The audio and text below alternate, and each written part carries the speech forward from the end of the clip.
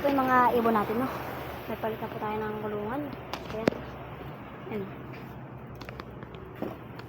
Ito yung kulungan natin. Ito guys, lahat ko may anak na. Kasi yung dito, di nagawin dyan. Di nagawin dyan guys. Kaya di na ako dyan naglagay. Ito po yung mga pangarera natin.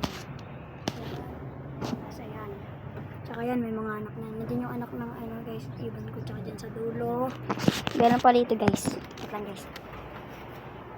Ayan guys, so madadami yan guys. Wait lang. Na kasi pwede ito ipasok eh. Ayan guys. Makalak na kasi. Guys, makalak na. Makalak na. Ayan guys. Ayan o. Makikita nyo naman yan. Trapdoor. Tapos meron pa tayo ibon dito guys. Ito may anak. Ayan. Sa inyong kasama.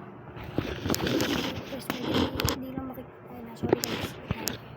Hindi nakikita niya naman. Ayan. Dito guys, madami pa tayo dito ng ibon sa likod. Ayan na. Ayan yung ibon. Ayan iba. So yan guys. Ano, pinakita ko lang mga ibon ko.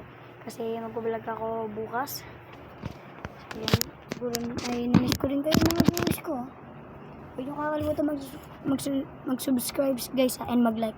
Tsaka share nyo na yan guys para updated kayo sa mga video ko. Kusip mo gusto eh.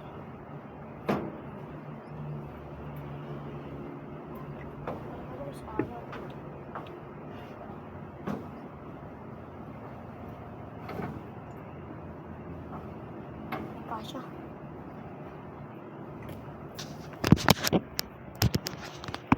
Kasha. So yan guys. Malaw lang yung black guys ah. Kung makikita nyo naman na guys na yung anak niya. Yan. Nakita nyo ba? Tapos ito kasi matatapang yan guys. Yan.